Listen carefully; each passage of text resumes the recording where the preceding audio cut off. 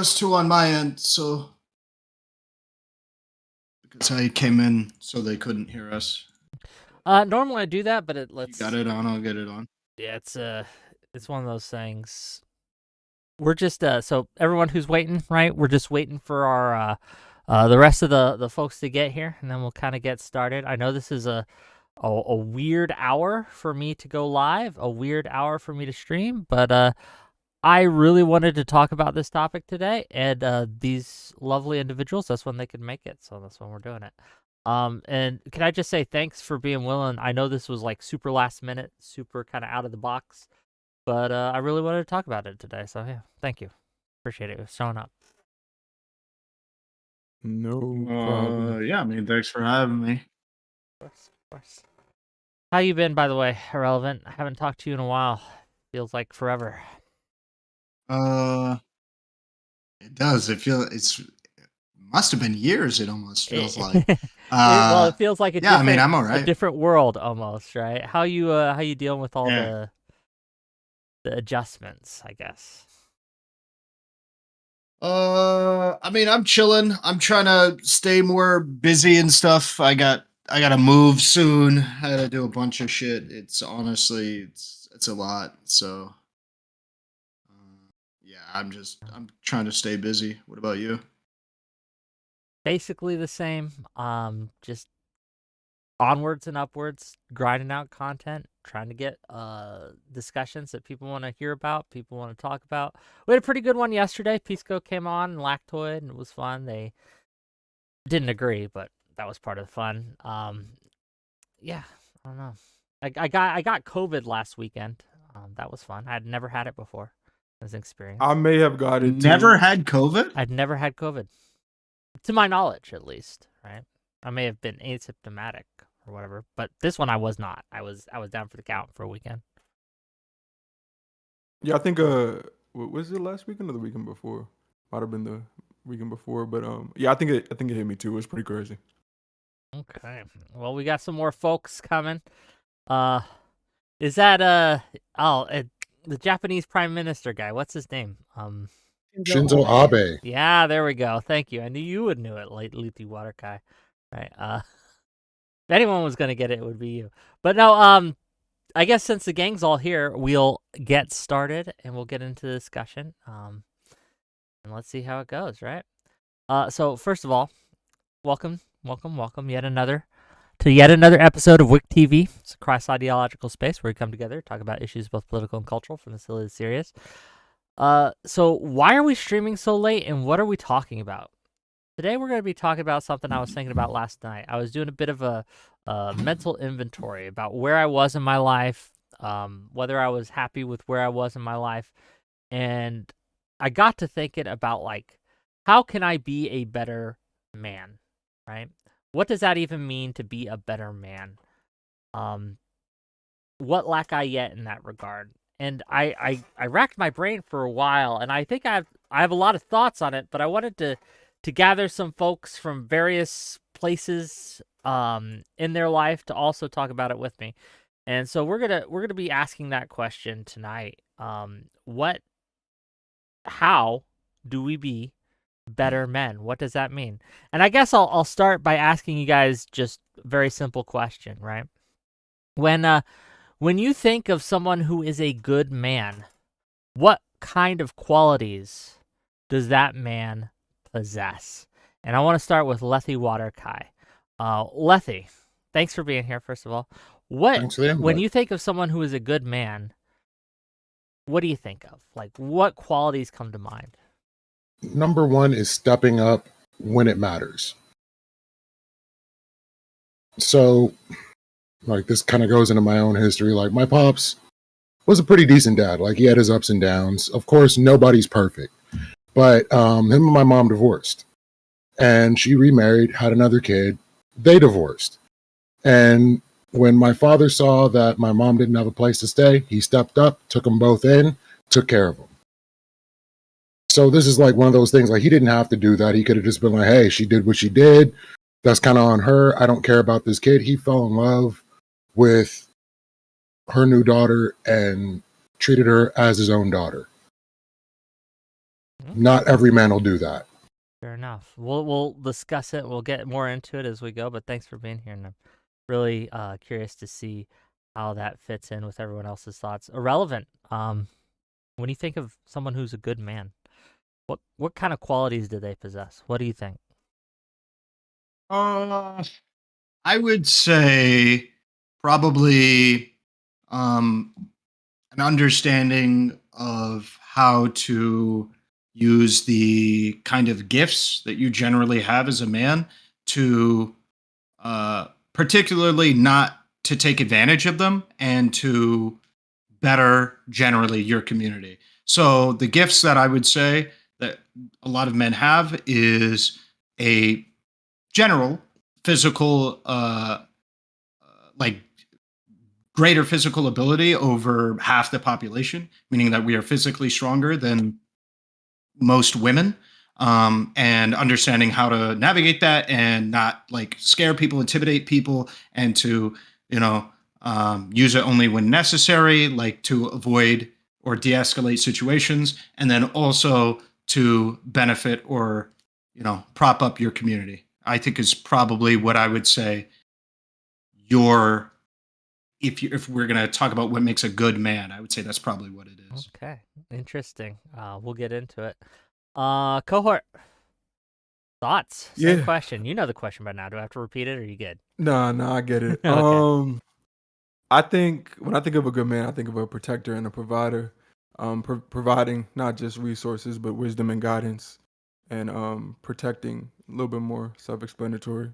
I like what Ahrelevant said about recognizing the innate sort of inbuilt or tendencies that men have, those kind of things, and being able to leverage them to make your environment better. I think, regardless of how deep into modernity we get into, certain things remain consistent, and some of those things are related back to those tendencies, things that we tend to be able to do, if not better than, let's say, women or any other creature, whatever. They're just things that we tend to do well. So as if we can recognize that, we should be trying to use those things to make our world better. Okay, we'll get into it, I'm sure, as we go, of what those things are, right? Is it just being physically strong? I'm very curious, but we'll talk about it. Last but certainly not least, Deej. Welcome to the show. Deej is a little bit of a last-minute replacement, but we love to see him. We love to have him. Yeah, same question to you. What makes someone a good man? What qualities do they possess that make them good? I could go pretty quick. I think that if I were to put one quality above anything else, it would be the ability to sacrifice.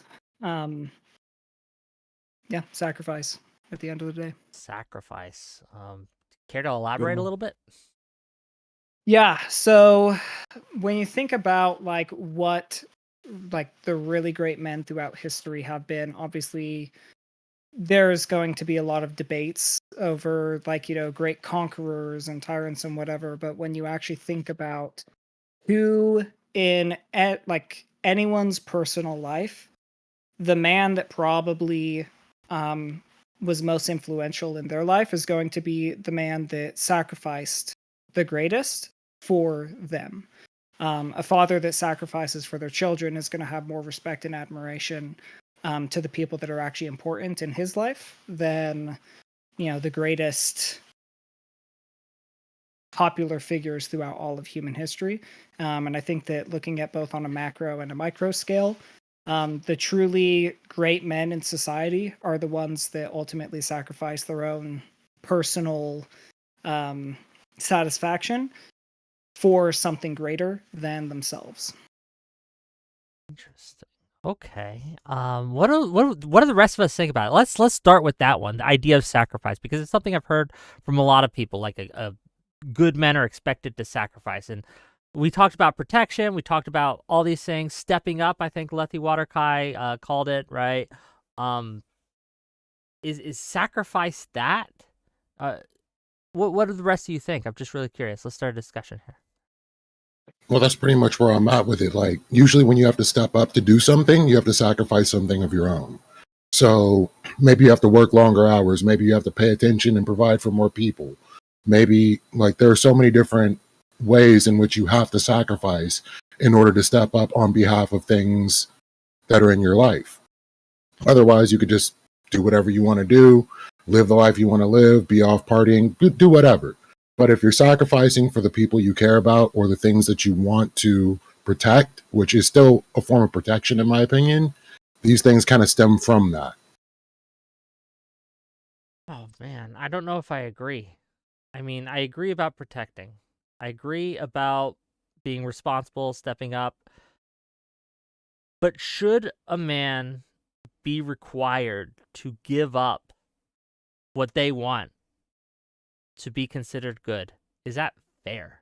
I like this topic a lot. I like this particular bit of it a lot please. because I think so. There's a foundation you kind of need to have, a core value, core belief. That's usually is the engine behind the whole male sacrifice thing. Sometimes it's religious, sometimes it's secular, but it's still kind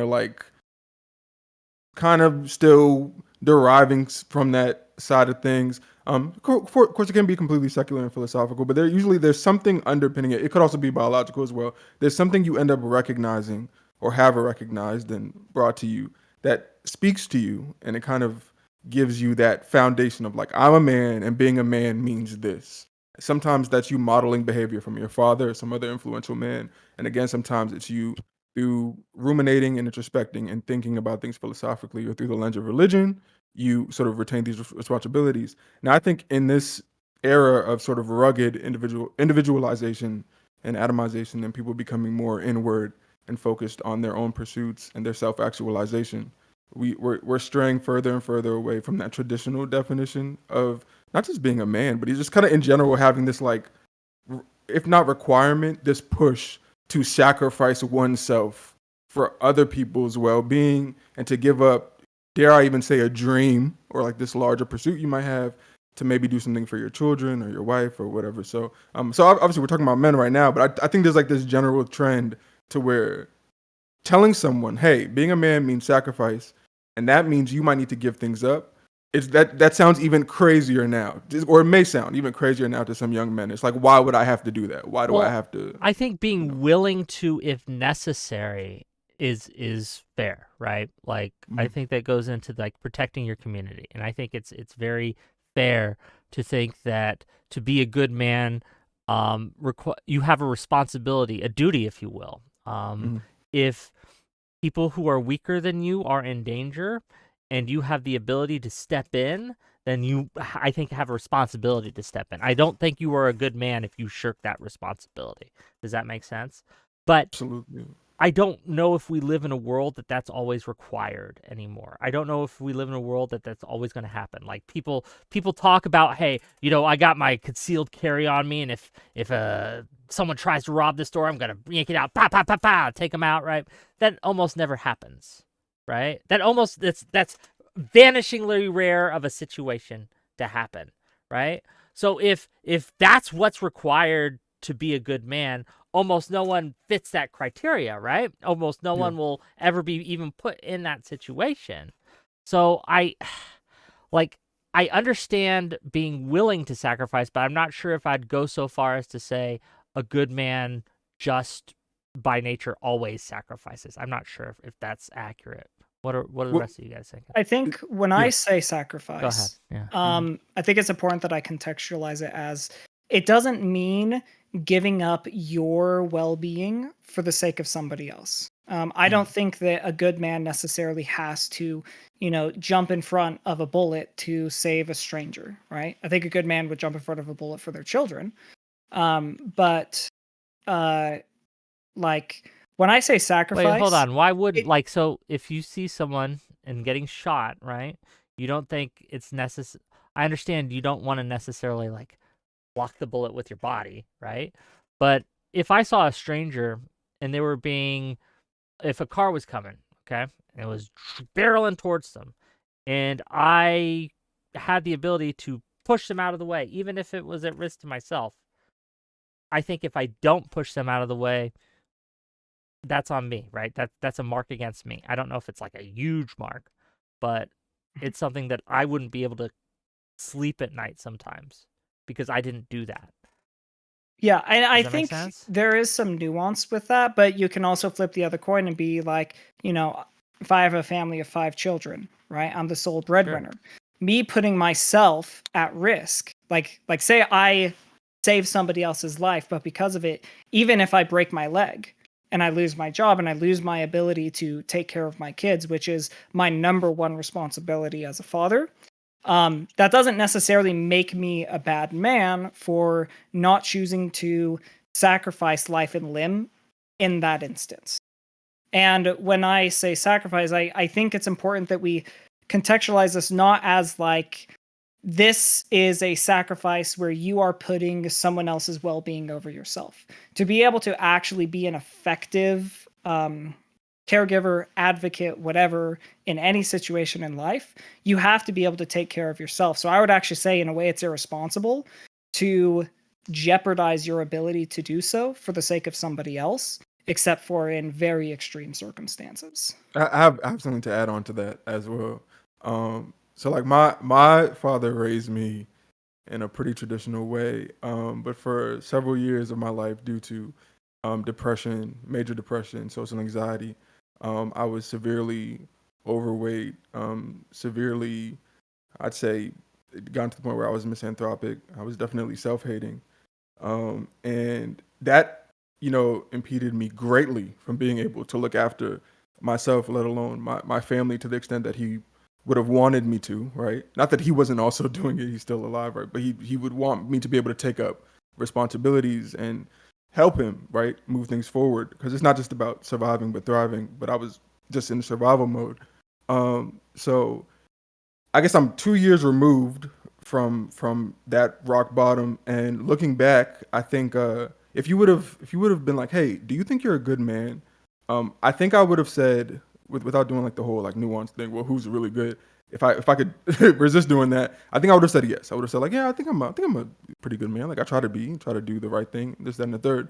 But I wasn't looking after myself, and I was putting extra stress on myself and those around me because of that. Because I wasn't taking care of myself, my mother worried more, my sister worried more, I worried more, my father worried more, and there were health concerns and all of this. So I think in this conversation, there is that aspect of upkeep, looking after oneself, not thinking that being a man means like pushing everything down into like the depths of your soul or your heart and like just bleeding and being like, it's okay, it's just blood. Like, no, a soldier stops to repair equipment. A soldier stops to bandage a wound. It doesn't make them weak to do that. These things are necessary to be effective, right? So, Sure. Irrelevant. What are some of your thoughts here? What do you think about the concept of sacrifice when it comes to being a good man? Well, I am having a bit of issues for some reason with my audio, so I Oh, can you only not? caught some glimpses. No, I can sometimes periodically. It's like your guys' voices is not audible by me, but I got enough of the conversation to be able to make my comment, which is it sounds like a lot of the things that you guys are talking about are just objectively good traits for everybody to have. The comment that I would have is that I what I specifically was referring to is traits that men exclusively Can you name should some of those? be focusing on. Yeah, so like the one I said, because men tend to be physically more dominant than women. Like we are physically stronger than women. We ought to figure out ways to navigate that unique parameter that we have over women to figure out not how to not abuse it, take advantage of it, and in some cases, I think to be a good man, to figure out a way to benefit the community. That is a unique thing that we have over women in comparison to. Sure. Well, let's talk about that for a moment then. Using your strength as a man in order to benefit the community. Do you think that means that men, in order to be a better benefit to their community, have a responsibility to work out, become stronger, hit the gym? No, not necessarily at Why all. I would not? just say that if just because I don't think that you should have to get physically stronger to so you can do certain things easier. I think of many of the things that are necessary for like being a functional adult is capable of being done at pretty basic levels of physical I fitness. want to I mean, argue you about this. Go ahead. Okay. Well, so everybody doesn't need to be a deadlifter or power lifter. You don't need to go crazy in the gym, but I do think and maybe this kind of goes into like a more general discussion about health. Long story short, there is skeletal muscle, and the kind of general resistance training and cardio training that you should do is necessary for health span and lifespan. And I think a huge part of being a man is being. So I use the word effective, and effective is like a holistic term for me because I think about it in terms of like there's like, let's say like for everybody has like a cognitive and physical peak that they may never reach or will only ever get close to reaching in the most ideal of cases. If everybody has that, it seems like one of the best ways to keep yourself closer to that is through observing a regular gym routine that gives you a little bit of a push that challenges you at least a little bit on a regular basis, and dialing in your nutrition. And both of these require sacrifices and maturity and dedication and obedience. And they aren't just things that only men will benefit from. But I do feel, and maybe we'll disagree on this, I do feel there's this extra pressure for men to be this sort of holistic effective because of the idea of them being a protector and a provider in situations that women or children may be relying on them to be that, right? So to be mindful, present in mind, but then also physically capable as well. And to an extent that it goes beyond just being able to pick up 20 pounds. Like you may be needed for more than that, but you only be ready for that if you've trained to an extent. So I guess I'm not saying every man needs to, like, again, kill themselves in a gym and really go crazy.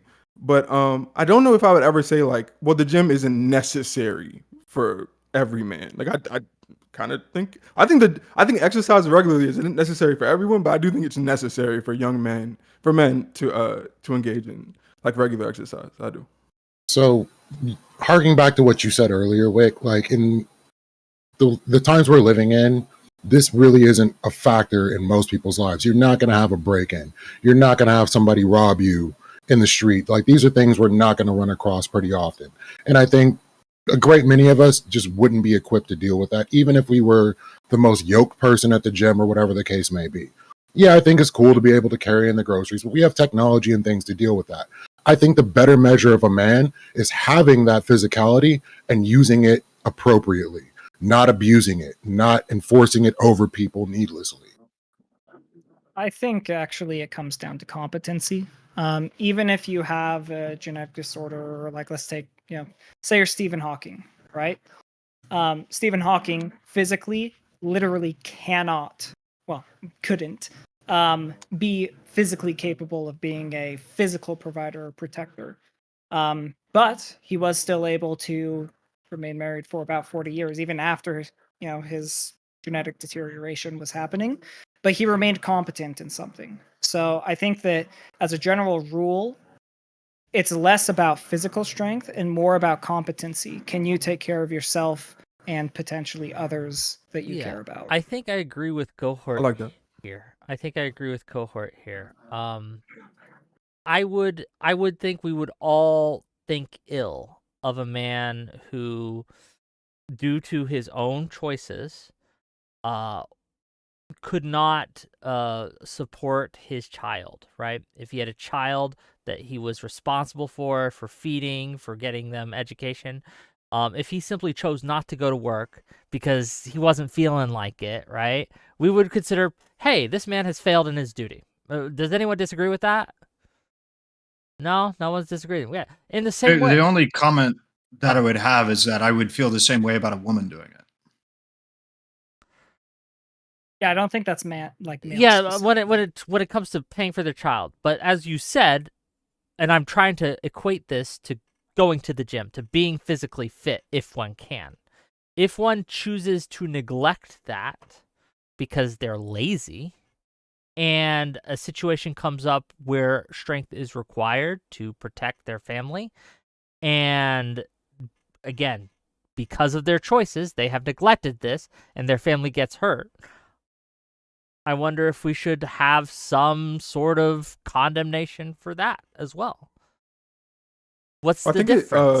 From what I'm hearing, and I've heard it elsewhere in my life as well, is the whole like, well, we're not, and I think, please forgive me, I don't want to get your name wrong, Lethal Water. I'll call you Kai. Kai's the name is, yeah. So I think Kai just said he was saying like we live in different times, which we absolutely do. I hear that a lot, but I think the ability to be self-reliant, to be a self-starter, to be disciplined in these regards, to recognize the importance of maintaining one's body and mind and treating it with respect as a temple, and having at least a little bit of an ambition to challenge yourself, both mentally and physically, to maintain that edge and to be some manner of capable. And we can make these things, we can tie them down. We could actually, if we wanted to, create general both strength, but also like just depictions of like what do we mean by general ability, right? And we could if we wanted to, but the idea being, if you have the ability to engage in that kind of training, right, and you choose not to because everything's being handled for you in modernity, or most things are being handled for you, I think you're making a grave mistake, right? But I can see why somebody would do that, because I did it for years, right? If you have disposable income and you have Uber Eats and you live in a walkable area, and you don't have to go to the gym because no one's relying on your physicality and your job doesn't require it, you can get away with a lot, like just of not exerting yourself both mentally and physically, other than maybe at work. But we have no reason to believe that is a good way for anyone to live, let alone a man. And I think the one other thing I would say is, so one thing we should probably agree on or disagree on is whether or not men have any higher burden that they need to reach compared to women, right? Because like, Ahrelevant was saying, hey, some of these things apply to both men and women, which is true. So the next question is there some other burden here that men have that does not, it's like either this similar to women but higher, or women don't have it at all, men have it, and therefore we need to be prepared for that, more so than they do. And for the record, I think we do have a burden like that. But Well, I mean, I think it depends on the area we're talking about, similar to what I said about being mindful of our physicality over half of the population. I think we should also be mindful of our ability to kind of command authority as well inside of conversations, because a lot of times in conversations, let's say if we were to have like even women on the panel and stuff, we could more easily talk over the women and have that be socially acceptable than inverse. And being mindful of that and trying to navigate the conversation in a way that's fair to them and also fair to us, because I think if it's fair to them, it's also more fair to us, is something that I think is a unique responsibility that men have to do, that women do not even have to think of. But I think sometimes women do think of it, obviously, because if you're getting talked over by a man constantly inside the thing, or you have men that might be intimidating you with their physical strength, it might be something you're thinking about. But I think ubiquitously as men, we should keep that in mind. I have a measure of physical strength over like half the population. Let me be mindful of that. I have a measure of authority in certain respects over half the population. Let me be mindful of that. And then even also when interacting with other men, how a man talks to another man is going to be totally alien than how a woman talks to a man, right? I have to be mindful of how I speak to another man and versus how I speak to a woman. And that is unique to being a man as well. Can you give me an example of that? When you talk about talking to men versus where women wouldn't even have to think about it, and only a man really has to deal with that. Can you give me an example? I mean, there's like a infinitely higher likelihood that I could like get physically assaulted and die by saying the wrong thing to a guy. The rate of physical violence from like me upsetting a man on the street is like, isn't it like 13 or 15 times higher than a woman? Like me interacting with a guy is going to see as like a threat to a man much more readily than a Yeah, woman but that's will. more like a self-preservation thing, right? Rather than you have a responsibility to like that. That just keeps you safe. I don't Oh yeah, know if I sure. would consider that So like. so I could throw it inversely as well. Please. I don't want to, let's say that I'm talking as well to another man, and I want to make sure that he's comfortable and he doesn't view me as a threat, right? I know for a fact that at the very least the black guys here on the panel know stuff like that. Interacting with another guy and trying to be like, hey, trying to make sure that they don't view you as like some dude who's about to fucking mug him, and that they need to be always be on guard. That is a manner in which that you're trying to keep your community safe and communicate that, hey, like I'm not an issue, bro, but like also have a productive conversation.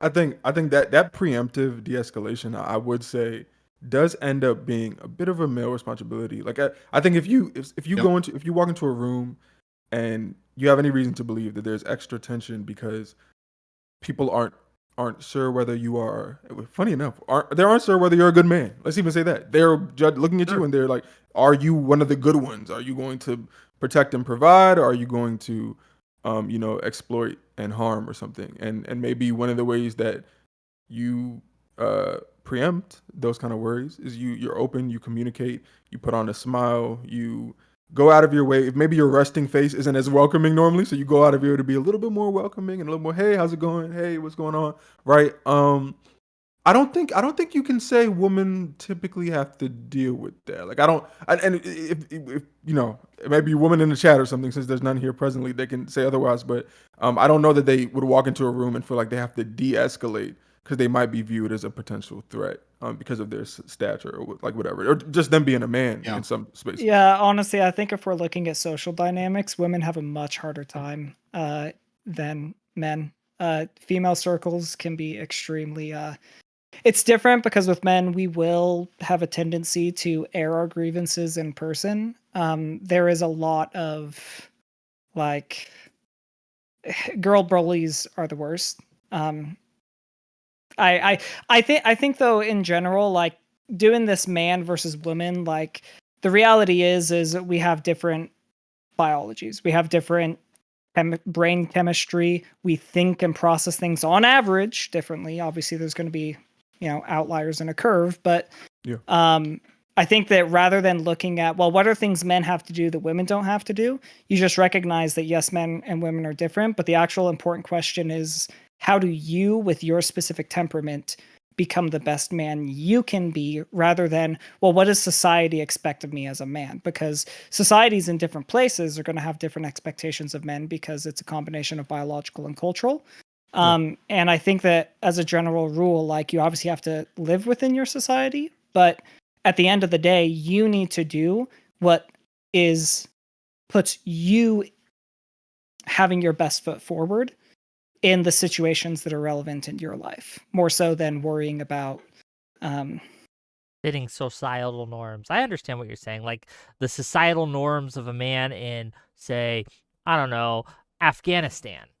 You're going to have different societal expectations than someone in Canada or America as a man. Yeah. Like there are going to be different expectations of you, right? And simply because you're fulfilling the societal expectations does not mean, in my opinion, that you are a good man.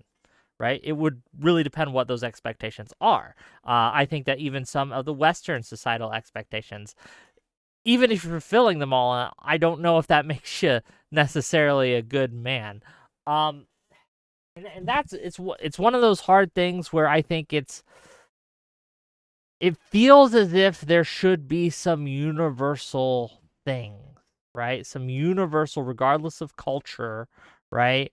Things that men should strive for. I think Ahrelevant hit on one, and Cohxrt kind of hit on one when he talked about being physically able, physically strong to provide and use that strength for good for your community, right? To protect it, to build it, to help it function better. Another one I would say is the responsibility to become better just across the board. So not only physically strong, but I think that every man has a responsibility, if they want to be a good man, to learn to communicate better, to learn to interact with women better, to interact with children better, to interact with their elders better. That's one of the things that I think that our societal expectations in America, we fail at. Our societal expectations on how we treat our elders is not enough. It's not enough to be good. You have to exceed those by large margins, right? And I guess I'll just ask you guys this to kind of maybe personalize this a little bit. And if you don't want to answer, that's fine. How have you failed at being a man in your life? From my Like- perspective or from society's Spec- perspective? Good Specifically, question. what do you feel like you have either done or failed to do that has fallen short of what a good man should be? I'm sorry, did you said it from my perspective? Yes, from your perspective. I can start if you guys want. Sure. I can go gotta as think. well.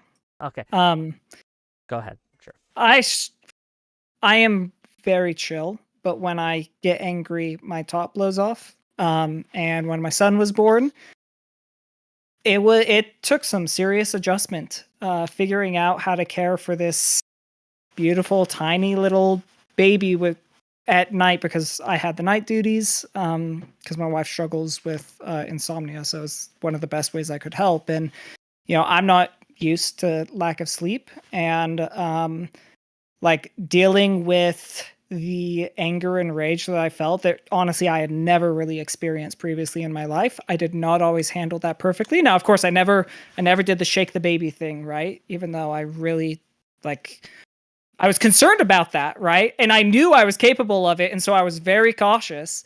So at least I didn't fail in that regard. But there were still some times where I had to put him down out of frustration because I didn't have the mental capacity to soothe him. And I do look at that as I was failing as a father and a man in that instance.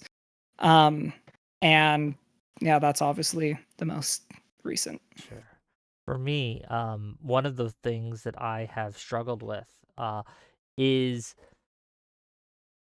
I have always tried to put off responsibility for certain things, for getting certain things done in my life.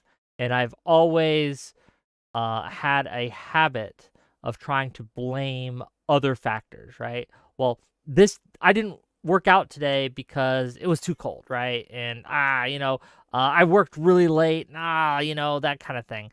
My tendency to offload my responsibility onto external factors has been a failure, right? It's something I need to improve, something I need to get better at. It's something that I should do better at. And that's one of the ways I have fallen short, I think, in being a good man. So yeah, there you go. I'm happy to go next. Go ahead. I definitely had some of that external locus of control. Is a terrible thing. Anybody listening, you want to switch that over as soon as possible. Okay. Maintaining an external locus of control is one of the ways to guarantee yourself a very difficult life, as long as you think that the world is sort of dictating what happens to you and what gets done. And it's I would say very anti masculinity, because the masculine often has to do with being able to affect your will, your passions, your desires onto the world, not necessarily in a bad way, right? In fact, we're talking about hopefully ways to do it in a good way, right, to help people, or your children or whoever. So like the idea that you wouldn't be in control is bad, and I spent years doing that. So I think I'd echo that, and then maybe the only other thing I would add is, so the being selfless, being able to put what you immediately want aside and recognize that people are looking to you for leadership, for guidance. And that means maybe, at least for a second, you need to be able to look after someone else's journey to actualization and not just your own. That has been a struggle for me, because at any given time, I feel like there's something I want to do and need to be doing. And it may not align with what I would recognize as, good ascribed roles and duties that I have as a man, as a son, as a brother, right? And for my personal philosophy and worldview, I do believe that I have a responsibility to, at times, sacrifice my time, my physical energy, mental energy, whatever, to assist my family and my friends as well. But that's been a struggle, is like maintaining that and always being willing to do it. I understand. You wanna take a crack at this, Ahrelevant? I mean, I would say pretty much the exact same thing as Cohxrt. I have examples in my life where I've been, and I currently am, financially responsible for my grandmother and my mother, right? And there's several moments where I've caught myself, and I'm like, bro, I'm being too leisurely. You know what I'm saying? I'm going about life a little too casually when I have these responsibilities. You should be cracking down a lot more, working a lot more, and especially this is the big thing for me when it's not that big of a deal or an encumbrance to my life to work that much harder. It's like it kind of is, but it's really not that. It's not like I'm like slaving away or anything. And so when I find myself, playing games a little too long and stuff like that, I'm like, man, it wouldn't even be that much worse to work, and it would be so much better for the people that I have a responsibility to look after. And that annoys me greatly that I'm so comfortable with that. And so getting over that is Yeah, no, I it's get you. been a lot. I get you. It's difficult. What about you, Letty?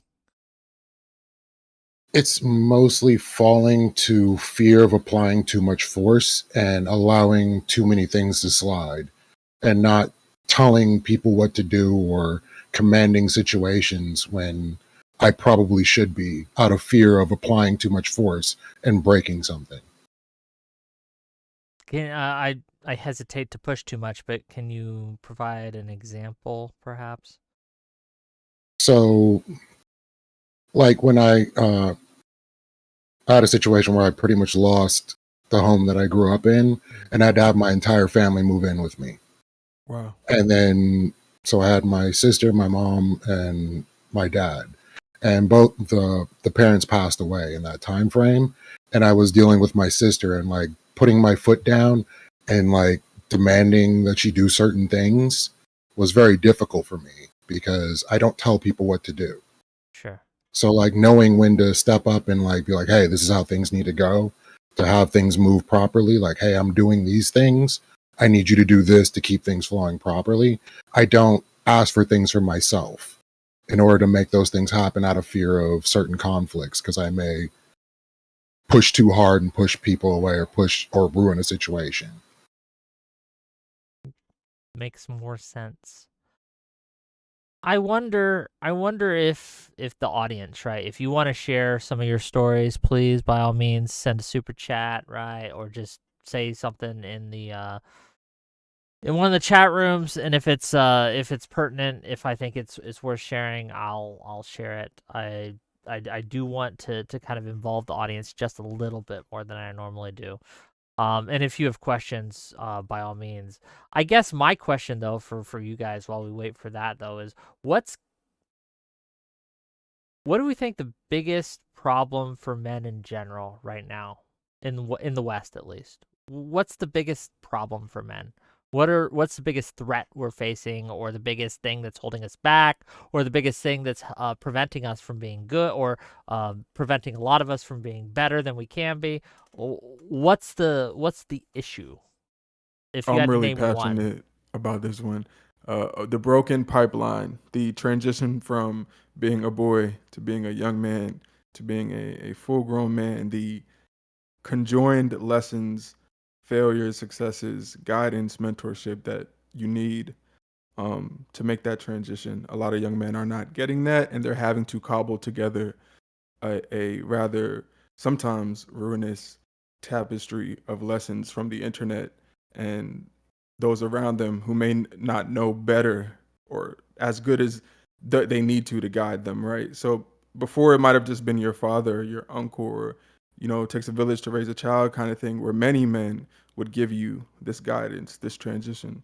But now I'm just noticing from what I'm seeing, a lot of young men are just figuring this out on their own, and I commend them for that. It's what we do as not just men but humans, is we adapt and we try to figure these things out because we have to. It's a matter of survival. But there's so much at stake, right? I mean, you're during your formative years when you're forming not just your identity but your worldview, how you're going to treat others, how you're going to treat yourself, what you're going to prioritize.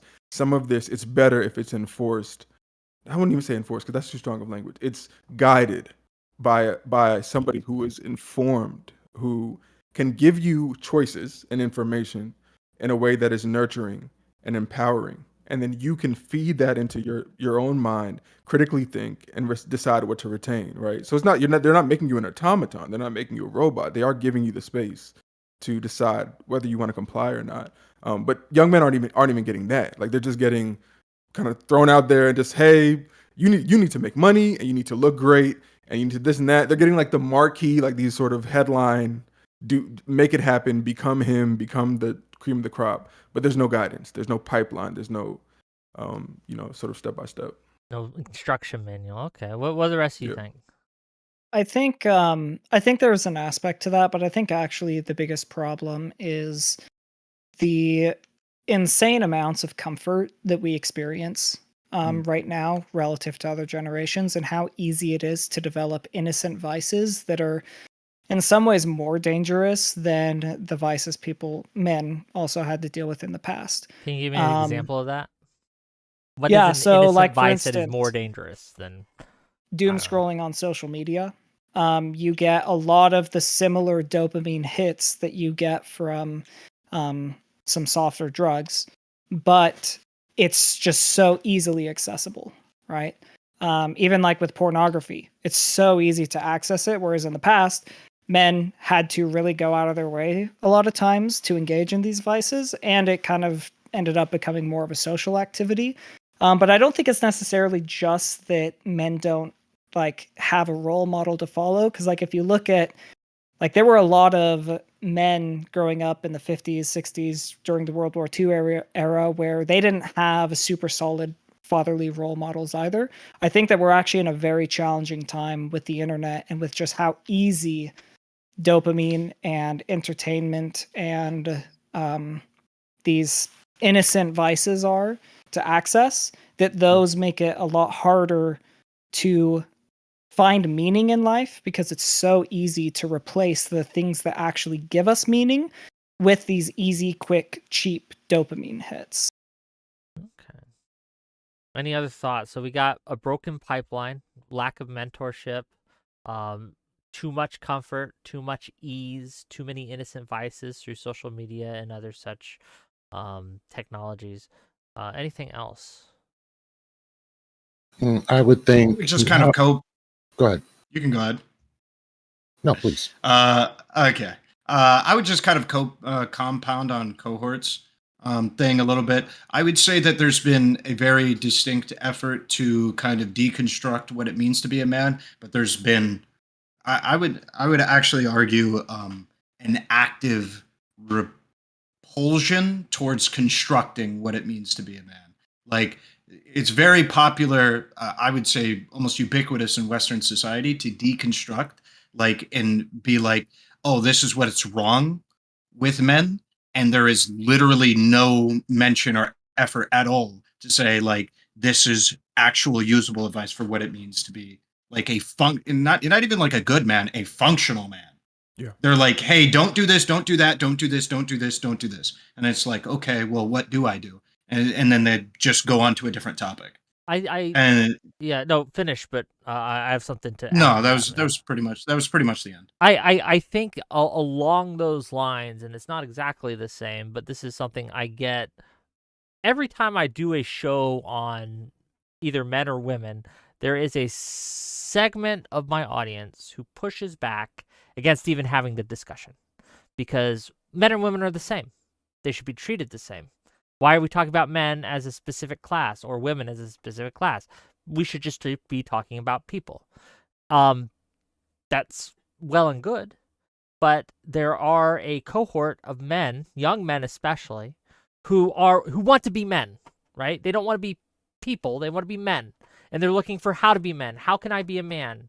I'm growing up, I'm trying to become a father, I'm trying to become a husband, I'm trying to become an adult, and I want to be a man. How can I be a man? What does a good man look like? And the only people who are actually providing that answer are Andrew Tate and people like him. No one else. Because everyone else is like, well, no, you should just be a people and just concentrate on being people. And they're going to find another, like, if we don't tell them the answer to this question that they have, they will find another answer to this question that they have. And those sources are not going to be good.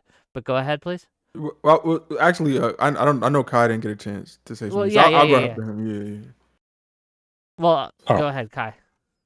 Well, definitely a lack of good mentors has been a huge issue in the communities, especially in the Black community, because we had certain things happen along the way where those mentors ended up going away.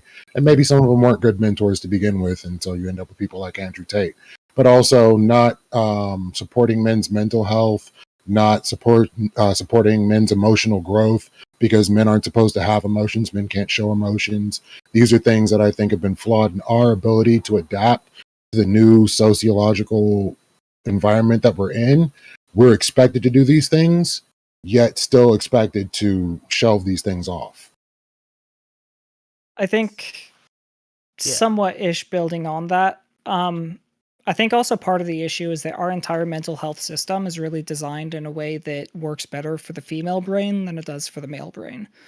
And I'm stealing this because it was something that a woman said at my wife's church. But because they were talking about how can we as women help our men become the best men that they can be. And her answer was that men need quests in their lives, whatever that is. And like we need something to do that we feel like has meaning, even if it's small.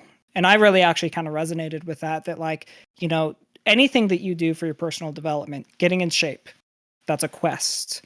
Developing a video game, that's a quest. Developing any type of skill, anything that pushes you outside of yourself to do something new that's challenging and that you grow from is kind of like a quest. And we like to solve problems generally. We don't like to talk, just talk about our problems and air our grievances, which As is he says on the frankly a lot panel of where what we're therapy talking is. about all the issues that we have and discussing these things, right? No, but I get what you're saying.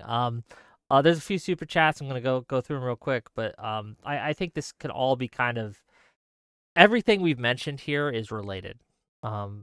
It's all playing together, and I want to talk about that. But let me get through these super chats real quick.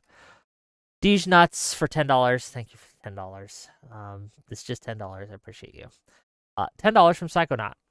Should someone take on the responsibility to sacrifice without the appreciation of said act, or if they are denigrated for that sacrifice? I'll answer first. Yes. If you're only fulfilling your responsibility for head pats and treats, that's not why you should be doing it. That's transactional. Widow's Yeah. might. Okay. $2 from Manny to the Max. Leave porn alone. The goon always wins. It's loser mentality, bud. Okay, thank you for the $2. And then $10 more from Psychonaut. I think that the biggest thing is that a lot of the things we are told to do are also the things that we are attacked for. That's the point I was actually gonna make. Right after Ahrelevant was talking about, well, why don't we get that definition? Right. If we're gonna talk about what's wrong, why don't we talk about what's good? I think the trick is there are some things that you may want to tell young men that they should pursue and be confident about doing that go against some of the latest and greatest critical and non-critical theories about socializing and men and how we're meant to behave and how we're meant to exert power Give or us not an exert example. power. Yeah, so I think men, we have what it appears to be a built-in desire to conquer through questing, kind of like what Deez was saying. There is like the power fantasy is super relevant to a man, but it's not just this like primal dangerous thing. Like there's merit to it. Like the fact that a young man especially desires to overcome, to win, to acquire. Like there's something integral there, something important. And that when you demonize that, it's not without consequence. So if you're going to talk about what a man should be, it's going to be hard for you to remove that. But there's a desire to remove that because men are meant to be remodeled in the modern image. And that means you're less about any sort of exertion of power, right? Because that's sort of being viewed as inherently bad to an extent, right? Like there's this idea that like men have been given the opportunity to exert plenty of power, and all they've done is fight and create a world that's advantageous to them and this, that, and the third. So like now it's time for you to stop doing that, right? But you can't just tell men to stop being men, because I do think that quality is very close to the metal, so to speak. Like it's very like innate, that desire. I think Sorry, go ahead. Yeah, well, I think going back to it though is that like at the end of the day, being a good man, screw what society says being a good man should or shouldn't be, right? Like there's going to be some people who think you're being misogynistic if you open the door for somebody, right? You might be called a white knight. There isn't one monolithic A society. simp, right? People say Yeah, you're a and simp, right?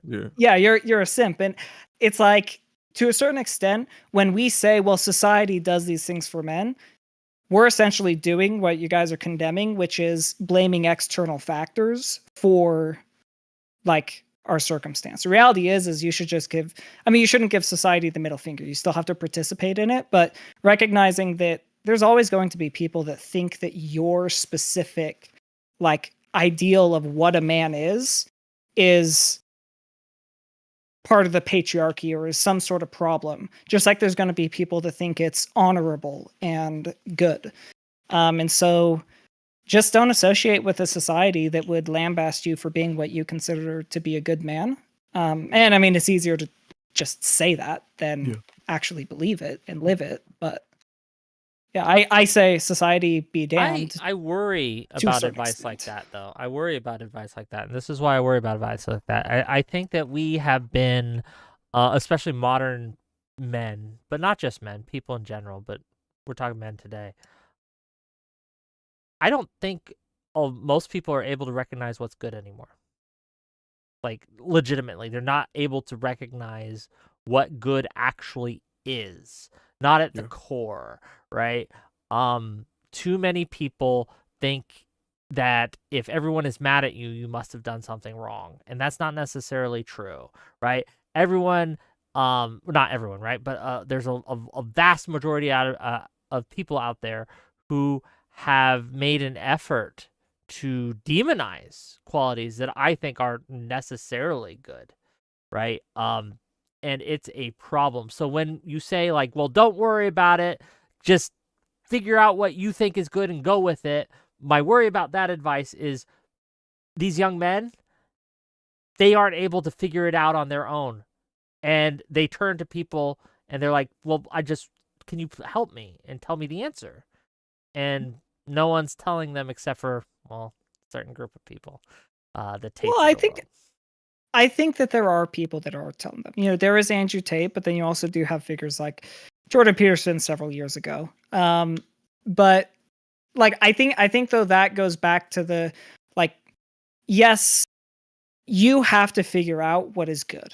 And this is, I think, something that is true for everybody. It's also true for women and it's true for men. And especially with the internet, it's really hard because, you know, there are sociological studies that are done. If you give a classroom of people where 80% of them are plants and they give an obviously wrong answer, most people will capitulate to what the majority says. So I think obviously men have to find good role models, but society can't tell them what good role models are because at that point, they're just doing what society is telling them is good, which we've already kind of covered isn't necessarily what a good man actually is. So I actually want to touch on that. So the groupthink aspect, but then also the fact that part of being a good citizen, I guess overall, would be being able to critically think and be disagreeable when needed. But I think core to being a man is this like higher level of disagreeability.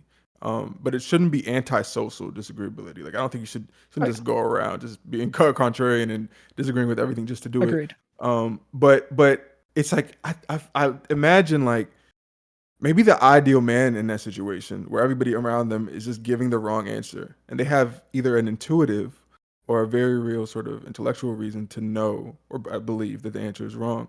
They're able to remain disagreeable and be like, I don't know what you guys are talking about. That's not true.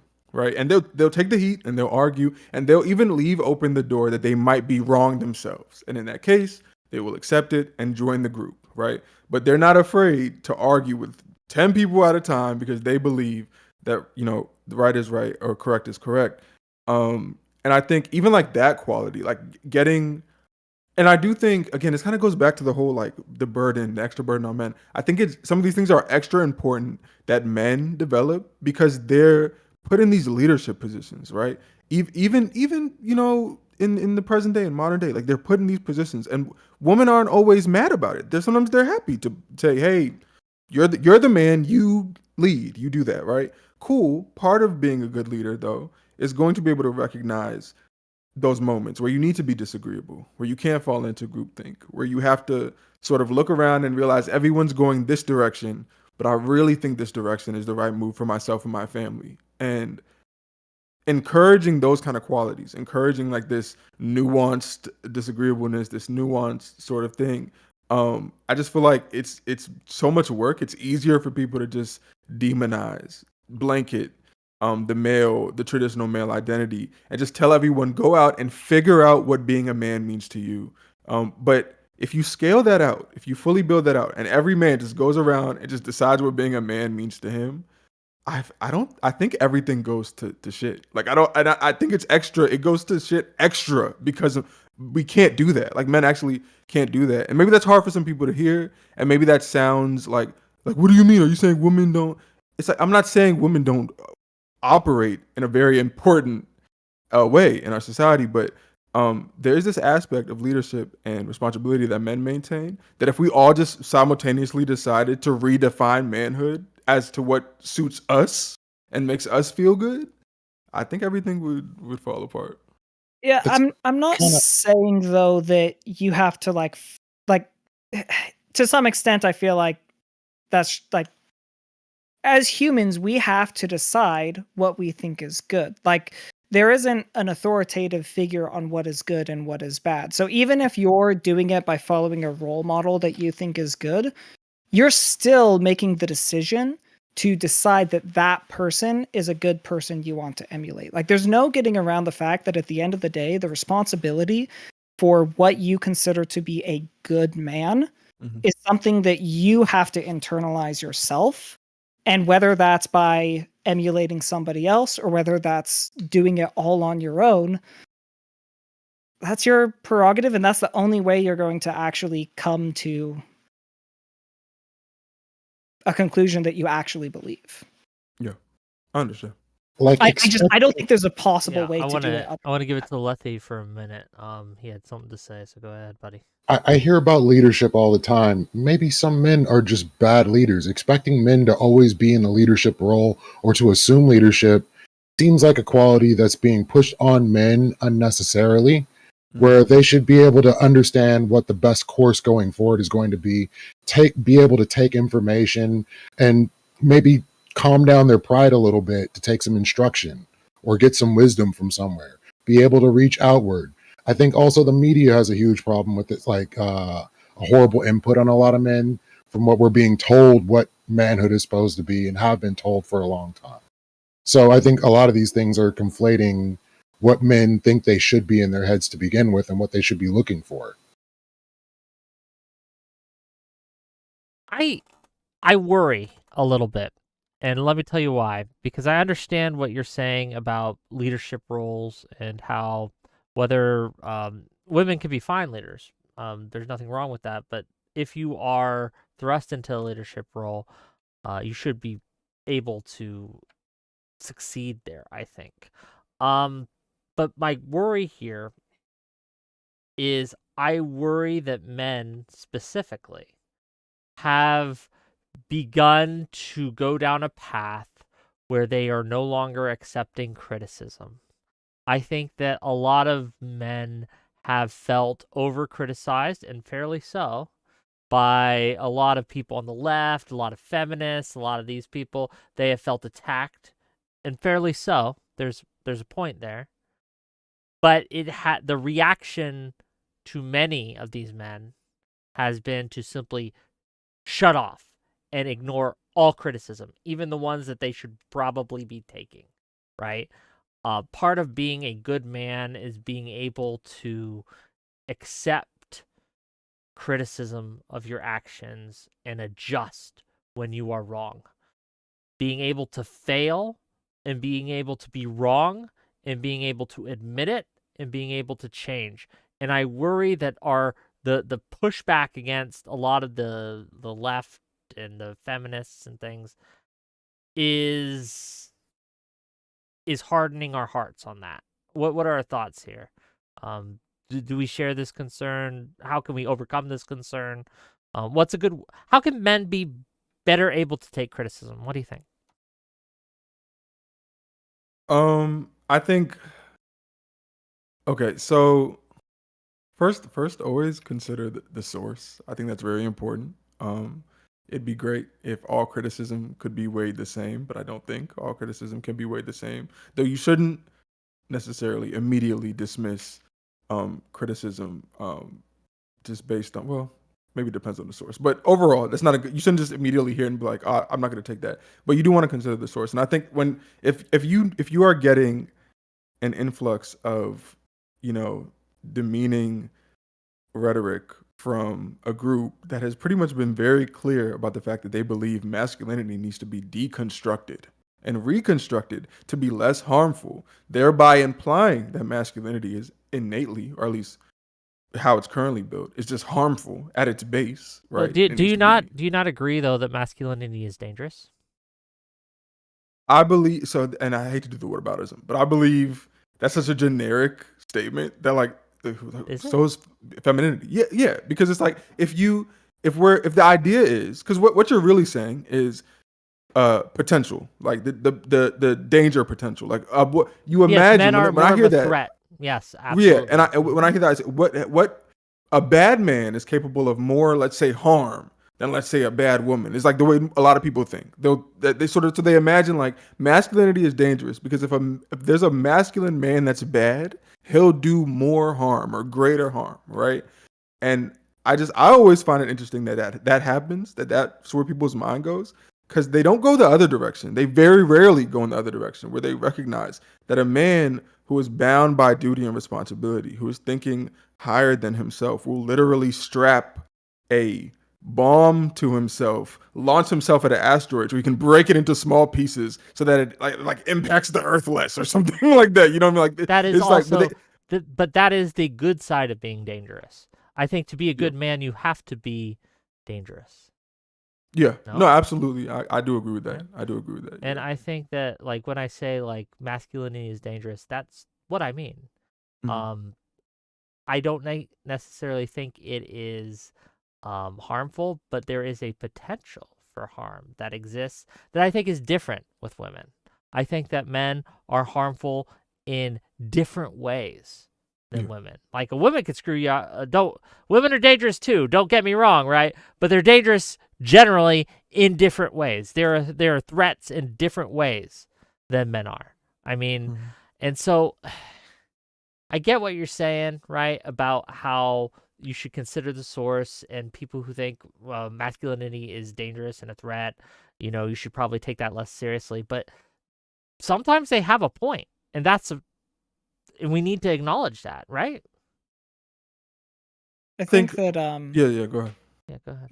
Or you can finish if Pick one. since I was kind of sort of. No, all right, so I can be super brief. All I was gonna say is a malformed identity of any kind is dangerous, and I think that's what men and women currently in modernity are dealing with. Is they have a malformed view of femininity and masculinity because both have been deconstructed for different reasons. Right, femininity has been deconstructed because the idea is that they were being submitted to a system that was not advantageous to them and that was in fact oppressive. And men have been deconstructed because they were commandeering a system that was oppressing. Right now, women have had an easier time reconstructing themselves. Both genders have their issues, and we're missing each other like ships in the night at times, but men are really struggling, I think, with the reconstructing part. And I think partially it's because femininity is not viewed as innately dangerous, but masculinity is. Yeah, I feel like it's kind of humans in general have the potential to be dangerous.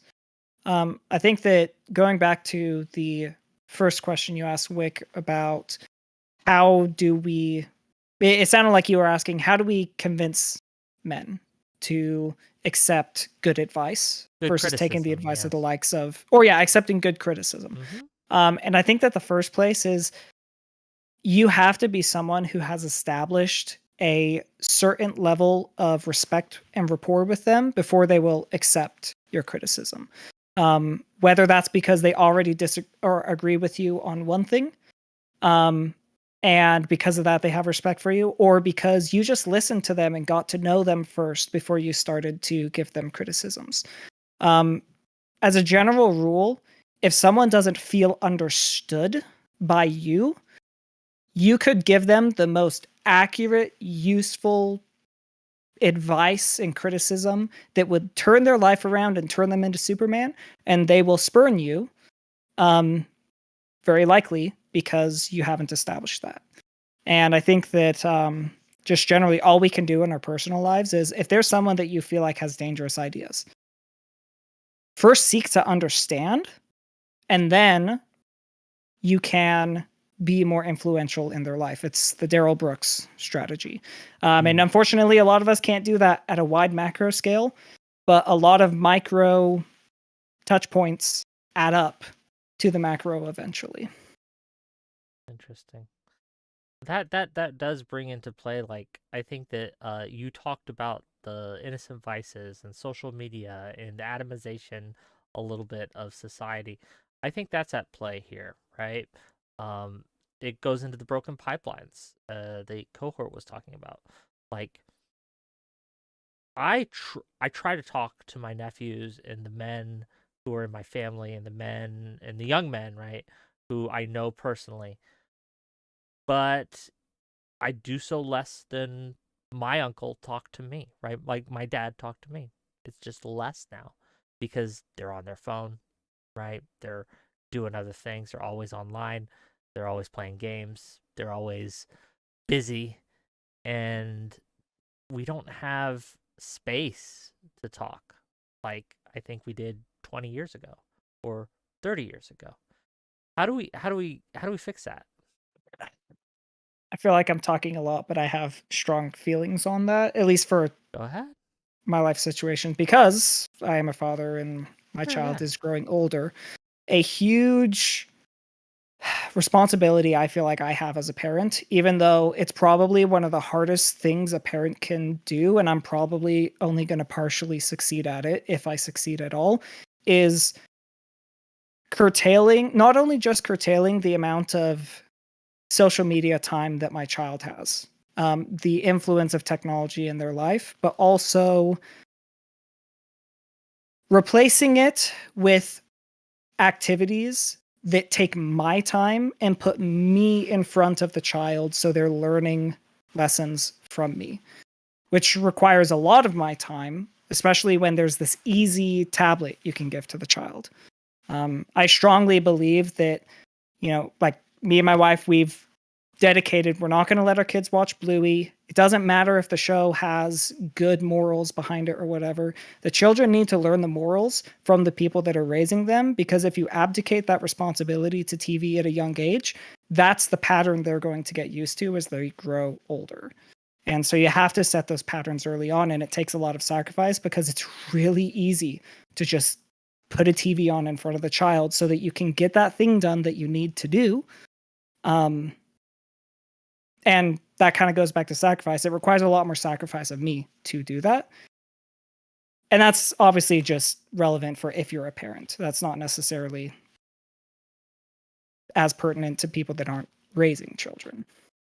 I think it is extremely pertinent. And not only that, I would say your child is so lucky, because just having a parent that is aware of all the dopaminergic activities that everyone is surrounded by, and the idea of super stimuli, right? The idea of the fact that some of these things are designed to captivate, pull you in, and retain your attention in this major way. And it's not your fault that it's retaining it. This is literally, like, it's psychology, it's neurological, it's biological. It's not, you're not weak. You're not like this weak creature and everybody else is stronger. So just knowing that and being able to tailor your parenting with that in mind, you're already ahead of the curve. And I think if we could get more parents on board with keeping that in mind, that it's not, the iPad is not a hack. It's not like this sort of like, oh, well, my child could be with me or they can be with the iPad. Well, I'll choose the iPad. And it's like this one for one substitute. Like, that you are making a decision. Your child is now being raised by a whole bunch of extremely potent stimuli. And I haven't seen any studies or anecdotal evidence that is a harmless thing. I've only seen information that says it might be or is definitely harmful. So yeah, I mean, I Never think been a fan. I don't know if this yeah, only yeah. applies to parents, right? I think Mhm. that this applies to friendships Yeah. even. I know that for me, and this may be another failure, I sometimes substitute actually going out and hanging out and spending time with my boys, right? With, hey, let's just play some video games together, which is fine. There's nothing wrong with playing video games together. But it's a substantively different thing than going out, being in the physical presence of your friends, doing something physically together. It's empty calories at the end of the day, right? You feel like you're getting in time with your buddies. You're not. Not in the same vein, not in the same way. Yeah. And I do worry that that also is decreasing my ability to, frankly, influence my friends if I need to, if they're going down a bad path, right? Like a dark path, or if I see them starting to do some things that I think that men shouldn't do. It lessens the connection. It creates a barrier to communication that is harming us. I don't know. Well, So I Letty, think go. that's. Yeah. Oh, well, I was gonna say that's a really great point. Going back to you going out with the boys because it's harder. In a way, that loops back to what I was saying about sacrifice, where Yeah. it's not always at your detriment either. You would benefit from that sacrifice. Oh, as well. absolutely, right, Sure, absolutely. Letty, you're trying to say something? Go ahead. Oh, I just know we definitely have less time. A lot of us have a lot less time in the day. And we try to take a minute to hit up our friends and see how they're doing and touch base with them and see where they're at. But also, the influence that you have on your friends by your own actions is something that can't be ignored. So, like, a lot of my friends know I have a pretty crazy workout schedule. And seeing me being focused on my workouts makes them also want to better themselves and do something similar.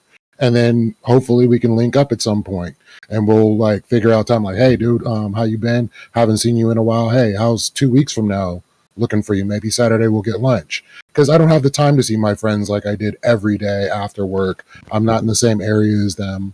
So like letting them know that you want to make that time with them makes a huge difference. And this might be a little unrelated, but I think it's an important question to ask because it goes back to technologies and how it influences us as men. There's a tendency. It's far easier to keep in touch with long-term friends, with long distance friends. You can have all your friends that you can live in different cities. That wasn't possible 30 years ago. It wasn't possible 20 years ago. You could not have that level of connection with your friends that you can today. And again, I hesitate to say this, but I think it's empty calories. And you, instead of going out in your local community and making local friends, people you can talk to in the real life, you were instead saying, well, I got to spend time with my friends that I've known since I've grown up or I've known for years. And you're alone. You're alone, man. Even if you're talking to them all day, even if you're playing video games all day, you're just alone. And I worry about people, right? And I worry that we're all just starving and thinking we're full. Go ahead, Ahrelevant, if you want to get in on this. I know you've been kind of quiet. I hope we're not boring you, but yeah, go ahead. No, you guys are just having a lot of back and forth, and I was, something to stew on. The empty calories thing, I did want to ask kind of a specific question towards you about that. Because when you're talking about it being empty calories, are you referring to the fulfillment that you see as a result of those social interactions, or are you talking about the hollowness of the relationships themselves? I think it's the lack of benefit. Like I love my long distance friends. Don't get me wrong. The people that I know for years but live in different cities, I still love them, right? But the fulfillment I get from hanging out with them is not the same as if they were in my presence there with me. It's just not. But it can feel at the time as if I've just hung out with my friend, right? You spent all day playing League of Legends and screaming slurs at each other, right? And you feel like, I am fulfilled, but you're not. So that's what I mean by empty calories. You feel full, but there's nothing there. Did anyone ever actually So felt fulfilled after playing League? Oh, bad that's true. example. Bad example, right? But you know what I mean, right? What I was going to say is, because maybe this is a different person to person thing, but I think in every manner of respect, I feel full. I think in every realistic perspective. And I was actually surprised by it because, as an example, my brother is my best friend, like by far. He's the person I am the closest with, zero, bar none. And me and him, we had a conversation prior to me moving out and moving away from him. We're like, this could be one of the hardest things we ever do, because we had never been, away from each other for a prolonged period of time. We were ready for a very tough transition, but it flowed pretty naturally, and it feels really no different than it did before. Is it easier and more functional for us to be like living nearby and that we can just kind of hang out and do things easier? Yeah, it is. But for the most part, I would say we're just as close. Sure. A lot of these things. Yeah, I think that it doesn't necessarily affect the relationship itself, but I think, well, do you have more fun hanging out with your brother in person, or do you have more fun hanging out with him online? Without it out online. It's Really? because, but that's because the funnest things to me to do are online. Like video games are online. Fair enough. Which is So- more gonna fun say though? is- Like split screen on the couch, or playing the same game on a call over Discord? And I'm I going to think say we same kind of used game- to do that. Yeah, I was gonna say, I mean, couch split screen has its novelty, that can definitely be fun, but the convenience of being able to do it from anywhere is to me a lot better. I like being in my own space. I like doing my own thing. I don't like having to go anywhere to like do any of these things. I really enjoy being in my own space. Sure, I get that it's more comfortable. I get that it's easier, but I think that's part of the problem, right? Well, so I disagree. So okay, so here's the thing, Wick. So I see where you're going, see what you're cooking up. I think part of the trick is recognizing the difference between the quality of the interaction being affected by the different venue, the different space, the distance, whatever, versus like there's being something inherently wrong with engaging with another human in that way, or like it even being to your detriment to do it at all, like you should just go in person, right? Some of these other assessments. But then I also think there's this other thing you have to consider, where are you choosing to engage long distance, or do you feel like you have to because you're socially inept in some way, or awkward, or you have anxiety, or because you're very depressed, and it's easier because if you want to exit a social interaction online, you just hit end.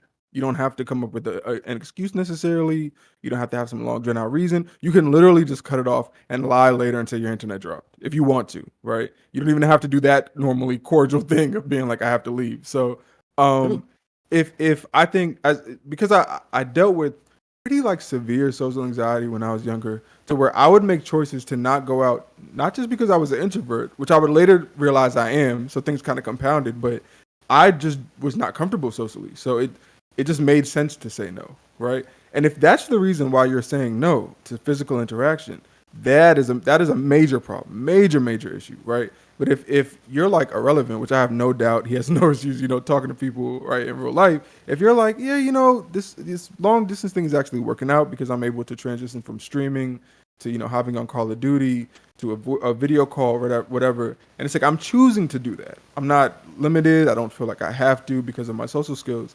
And I also enjoy the quality of the interactions, and I'm having candid conversations with people, and I'm not putting on a persona. I think as long as these things are being maintained, it's possibly healthy, if not fully It's healthy. not all like Ahrelevant. Ahrelevant gets out there. He doesn't Yeah. sit inside all day, right? I have Mhm. seen him at social functions, so obviously he goes outside and he hangs out Yeah. with people, right? Yeah.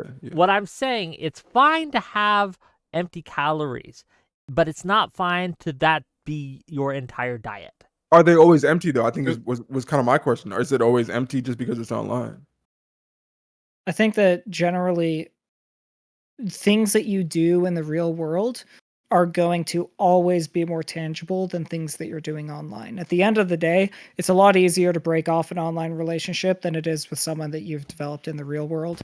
The connections that are online are just, it's not the same as being with humans. Maybe in 1,000 years we'll evolve to be able to psychologically treat it the same, but it's not. When you're dealing with any form of anonymity, which even when you're using your real names online, it still is more anonymous than being face to face talking to somebody.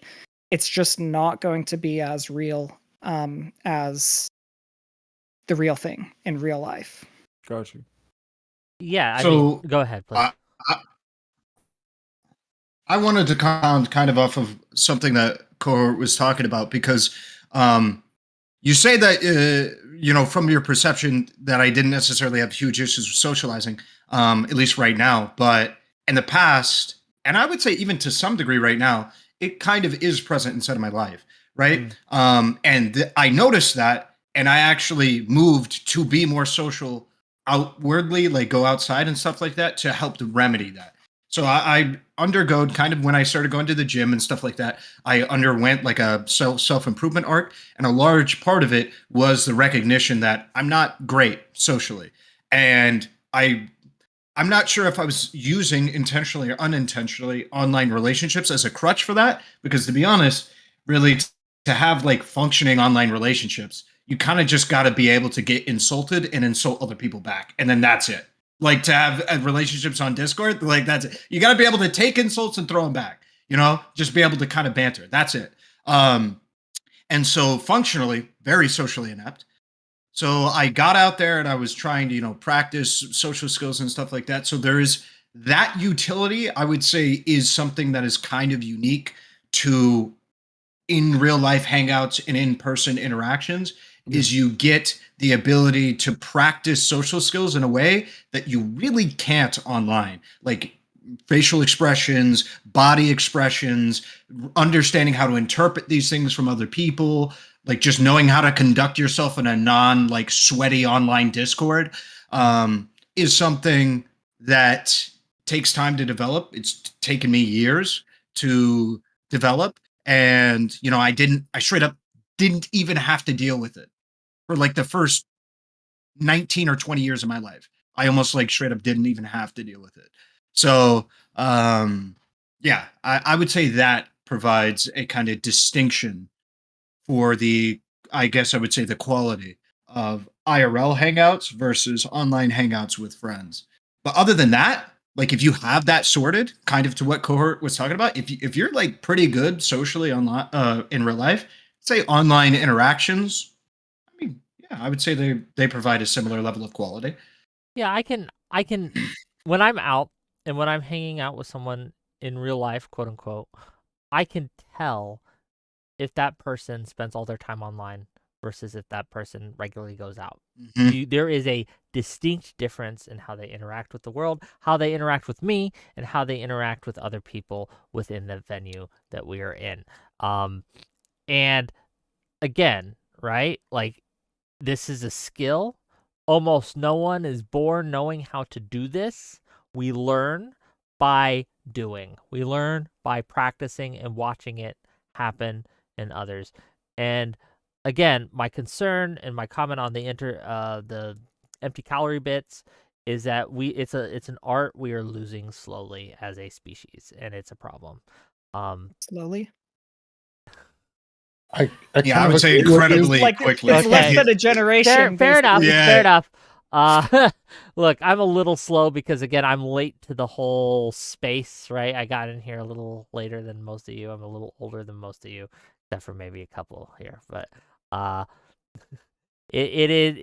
have slowly begun to realize that my upbringing, the way I view the world, the way I've been raised, the way I've been socialized, is just far different than the majority of people I've interacted with, not just in this space, but younger people who I've interacted with in the real life. And it's jarring and it's troubling. Letha, you wanted to get in here for a little bit? Go ahead. I feel like Discord kind of saved my life because I was a very social person throughout most of my life, even though I'm an introvert. I was an MC. I used to be on stage every weekend. I was bouncing at bars and socializing. And then I ended up disabled and in a wheelchair, and I couldn't see people. I couldn't go out. So I was losing my social skills. So then I found Discord, and then I started, linking up with my friend groups, like my real life friends in Discord, and talking, and started to regain my social skills, started to get back into being who I was again. So I don't think without that I would have been okay. Sure. I think if you can't otherwise, it's better than nothing. But it comes down to that ease, that comfortability, right? That it's so easy to do that we just use it as a default when we don't need to. And that is my concern here. And I think to bring it back to the discussion at hand, right? Part of becoming a better man is taking the hard road and not just doing what's comfortable, is to be okay and learn how to deal with being uncomfortable in a situation, being uncomfortable. Being okay with not being okay. Yes. Yes. Yeah. And being able to act accordingly and conduct yourself accordingly, even when you feel angry, even when you feel incredibly sad, even when you feel incredibly emotional, is not to push down those feelings, but to act accordingly based on the context of what situation you are in. And too many people think because they feel uncomfortable that something is wrong, and that's not true. Sometimes it's good that you're uncomfortable. That's my thought. True. True. That's actually. Sorry, go ahead. Mine might be a little long-winded, so you go. I was just gonna say that's one of the reasons why I extol the virtues of the gym, and I wish I would have gotten into fitness earlier in my life. I think it's a shame that, in modernity you have to make something like physical activity so intentional just to, kind of survive. But it, comes with the territory of removing daily activity from your, as a necessity. But it really is a beautiful thing because the gym forces you, as a matter of growth, it reminds you, like, being uncomfortable sometimes is a good thing. It's objectively a good thing. Like, the fact that you're in pain right now is indicative of the fact that your body is building back better. It's great that you pushed yourself to failure in this situation. And in life, as you go through and you attempt to achieve some kind of self-actualization, to go after your passions, your dreams, encourage the dreams of others, you get in similar situations where you have to be uncomfortable to get it done. And like running towards that, like knowing it's there, knowing discomfort is there and running towards it. I think anything that prepares you for that or encourages that is super valuable, especially as a man. Definitely very valuable. So go ahead, Dees. Well, I was just going to say, hate to bring up an old video or live stream, but actually the first live stream that I saw of yours, Wick, was the when it's okay for men to approach women in public. And my key takeaway was that one of the primary disagreements was that you don't have a right to make women feel uncomfortable in public. And I think in some ways that highlights one of the key differences between men and women as far as like advice is concerned, is that when I went to therapy with my wife, we struggled in the beginnings of our marriage. Very much it was that experience of like, what are these things that made you feel uncomfortable? And okay, well, how can we avoid those uncomfortable situations? Now, maybe we just didn't have a good therapist, right? Because they did say sometimes we had to approach conflict. But it is really important to be able to be uncomfortable. You can't get stronger without discomfort. You can't get smarter without discomfort. You can't get anything. You can't improve yourself in any way if you're not uncomfortable. It's just not how our brains work. It's not how our bodies work. Stress is ultimately the biggest motivator. How do people get eventually over addiction? Their life gets so stressful because of the addiction that the stress of overcoming the addiction is less to them than the stress of continuing. And until they hit that breaking point, they're never going to change. Yeah. That's at least been my experience with all of the addiction circles that I have been around, like AA.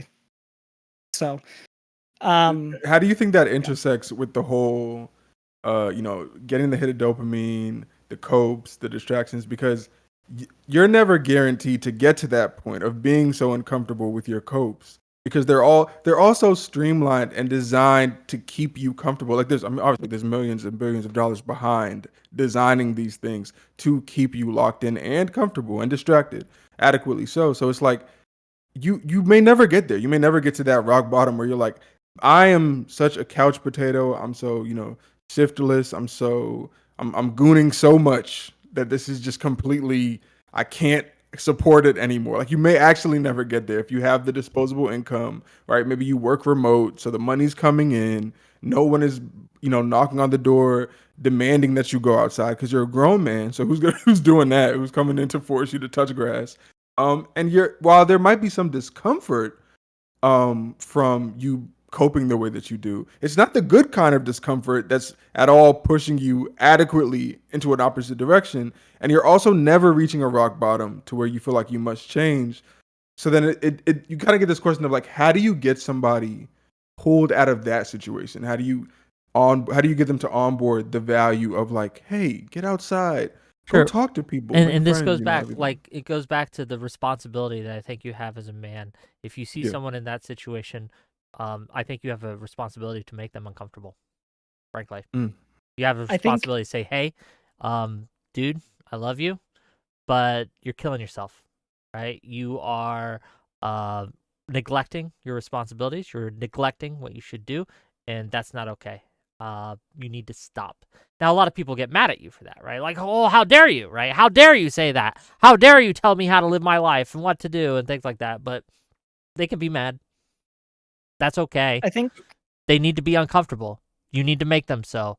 And yeah, you need to go to their door. You need to bang on it till they answer the fucking door. Then you need to drag them their ass outside, even if they don't want to, and to go out and fucking do something. I think don't know. I think probably you need to, what I was saying before, first you have to build that rapport so that they want to go out Yeah, I with said you. my friend, right? Just Someone I've already have a right, yeah. relationship, not some stranger, bro. Like, I'm not gonna go Yeah. knock on the next door, like, bum, bum, bum. I haven't seen you outside in 5 days, man. It's time to go, right? Like, not gonna do that. You know what though? Sometimes like you might have a neighbor that like you notice they never leave the house. They're always doing the Walmart pickups. Everything's coming in through Amazon. Sometimes it's okay to go up and knock and just be like, "Hey, I'm your neighbor. Just wanted to get to know you. Maybe invite you over for dinner, whatever." Super Bowl Sunday's coming up, right? Being connected to your community is another thing that, when you think about what a good man is, a good man networks. A good man does not exist as an island, and they probably, at least to some extent, care about their neighbors in that sort of immediate sense of like, how are my neighbors doing? Are they safe? Are they dangerous? Like, you just want to know like who lives around you, but you also want them to feel supported too. It's not just like a danger thing. You also want them to know that you're in their community and you don't view them as just this like random sort of unrelated person that's just existing, right? Like, it's like, no, you're my neighbor. I know your name, you know mine. Maybe you even know my kids. I know yours. If your son, if I noticed your son was like locked out and would look scared, and I'm coming home, I'm seeing that, they're able to, when they see me coming, they're able to say, "Oh, hey, Cohxrt, yeah, I got locked out," and we have that rapport, right? To where like even getting men bought in on that, young men getting bought in on the idea that like, no, you don't just go through the world with the headphones on, viewing everybody else as an NPC and you as the main I mean, character. modern society teaches you not to approach anyone, right? That it's a social faux pas. It's a social So faux pas. I, Go ahead. I was gonna get into that because there was two different points that I kind of wanted to get into about uncomfortability, because I grew up with the idea that making anybody else uncomfortable, especially women, is literally the worst thing that I'd like. As an example, I think I could literally beat a man within an inch of his life, and it would be not as bad as making a woman uncomfortable. Like, it was insane how big of a deal this was as an idea. And what that resulted in is a complete paralysis around women. Because guess what? It's not possible to interact with somebody socially and guarantee they won't be uncomfortable. It's not possible. You have to be comfortable with the idea that maybe as a mistake, as a unfortunate consequence, you might make somebody uncomfortable, and figure out a way to maximize the chance that they won't be made uncomfortable. So like as an example with like approaching women, I just straight up didn't do it for like the first like 23 years of my life. I didn't do it. Right. Because I was so afraid that if just by talking to a woman in any environment, I would make them uncomfortable. But it's like, bro, is this like if I made a woman uncomfortable by saying hi to them while waiting for the bus, is that like so bad? No, it's not. I'm just saying hi to you. Okay. It's if you're uncomfortable by that, that sucks, but it's really not that big of a deal. It's really not that big of a deal. I'm just saying hi. I'm not doing anything, whatever. And so getting over that is, one thing, and trying to find a way to be comfortable with that. And that's difficult because I was engineered by everybody around me to view reality that way. There was another thing that I wanted to talk about, which was kind of what you guys were talking about, which is making yourself feel uncomfortable and being okay with that. So I have and had a philosophy where it's like, I don't feel comfortable like feeling like the victim of something that I have especially easy opportunity to, but including just a like average opportunity to be able to change, right? If I can change something, right, and I can make it like better, I don't feel comfortable feeling like I'm the victim of that thing. So like the example with me going out and improving my social skills, I never felt comfortable feeling like, hey, I have poor social skills and I'm just like a victim of the fact that I can't really talk to people, because I knew that there was a pathway that I could take. It would make me uncomfortable and it would take a long time, take years, but I have a pathway to make that no longer a thing. And then just one day I was like, yeah, you know what? I'm going to go down this path. And, I'm going to choose to go down and like do these things. And now I feel like I'm at a point, because I am putting a lot of effort into this, where if I really wanted to, maybe I could like feel like I'm the victim of certain circumstances because I'm actually doing things to improve this. But like prior to that, I was just like, no, I wasn't putting in the time. I wasn't putting in the effort. Yeah. If there's something that's, if you think you are lacking something in life, and what I mean by that is you're not in a position that you think you should be in, or that you deserve, or that you want to be in, I think that it's very true that outside factors do influence that. However, the first thing you should do before you look at any of that is look, what am I not doing that I could be doing that would improve the situation? Or what am I doing that is hurting that situation, and how can I stop it? One of those two. That should be your first, the first thing you look at. Now, once you've taken care of all of those, then you can look to the external. Then you can maybe look at the various things.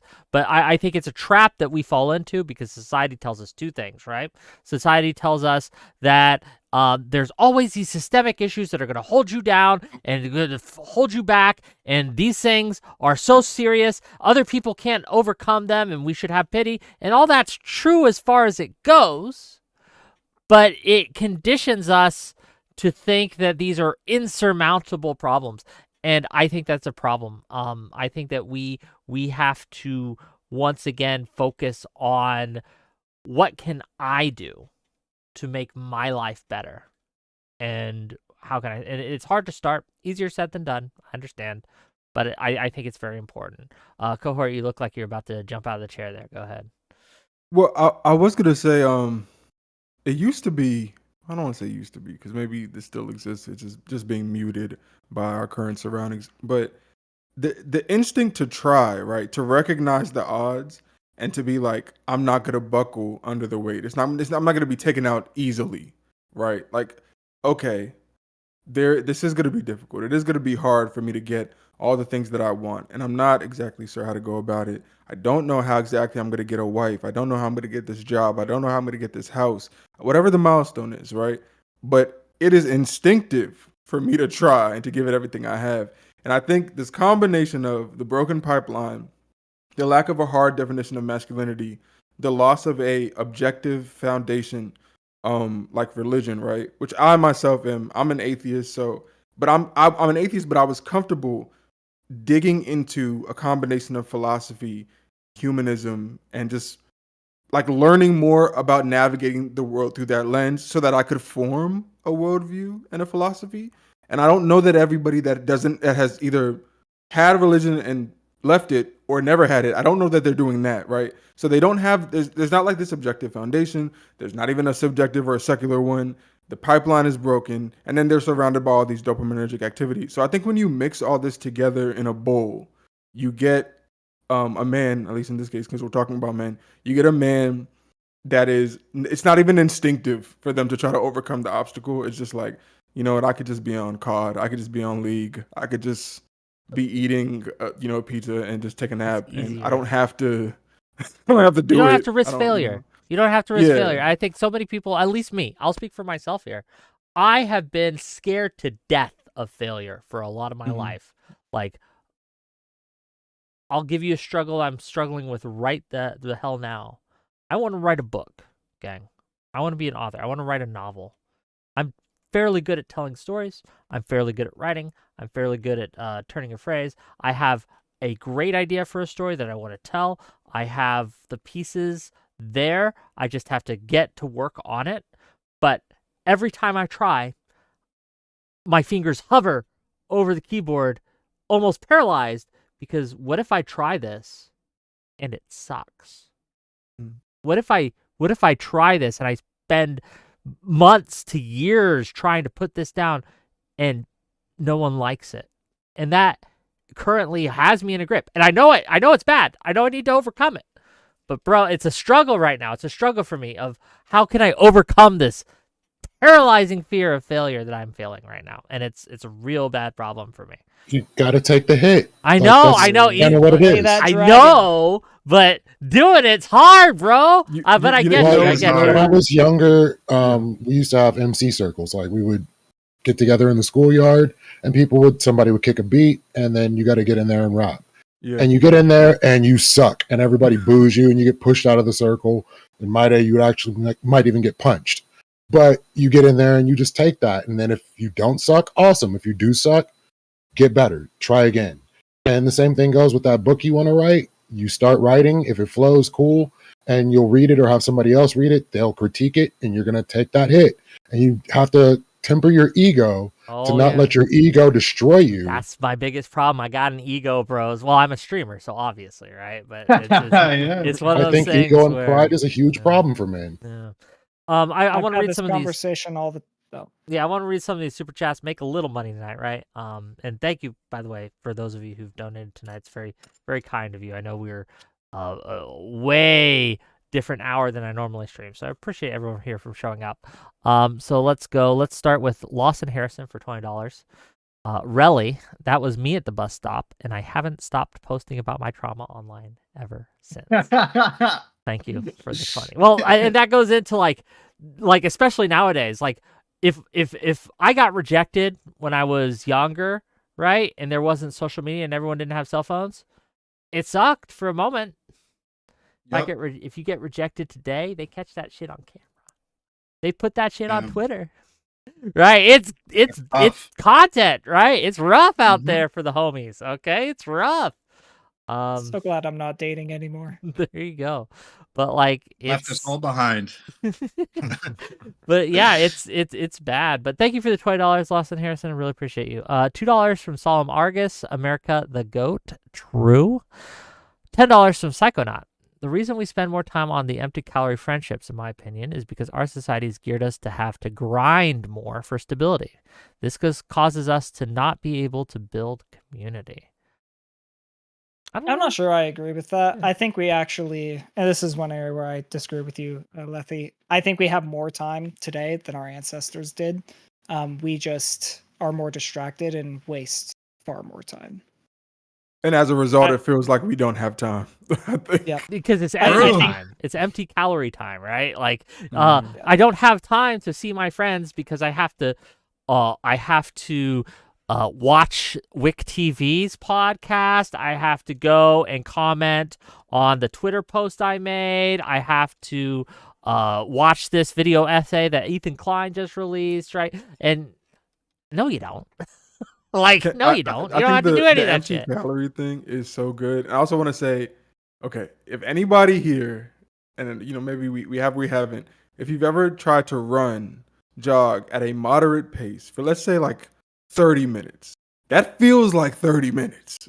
Like even if you're like a decent runner, once you have to do it for a long time, the time doesn't just fly by, right? It doesn't just disappear. But what's cool about that is that time that feels like 30 minutes it's like you're building something. Like there's something very, positive and beneficial happening. Whereas with the time sinks that you get with the Cohxrt, that time it really does feel like it disappears. Like you get on YouTube, you're flying through from video to video. Some of them you're not even finishing. You're starting them, getting bored, moving on to another one. You look down, you started at 7 p.m., it's 9 p.m. now, right? And did you develop as a person? Did you even have like really high quality fun is the other thing, right? Like even putting aside like self-development, because there's nothing wrong with recreation. Was your recreation even that quality? And typically, like it's not. It's not like super compared to something else you could have done with that 2 hours. So yeah, I think time management, maybe that'd be another thing that is worth thinking about. Yeah, I don't know. Maybe it's just because I'm a Cali dude. So like traffic takes up 2 hours of your day and commute. If you work out, that's another few hours out of your day, plus an 8-hour job. By the time the day's up, like you're getting home 6 o'clock, you don't really have the vibe to hang out. You're getting ready to go to work the next day. So like maybe it's different for some people and you do have more time in the day.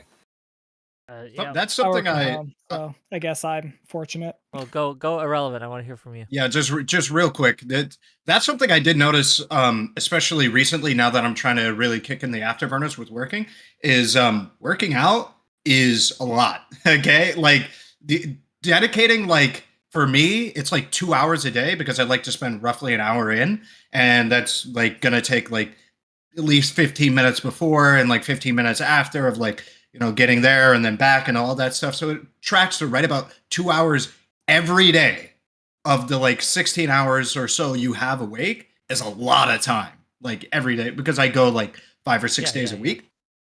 It's a lot. So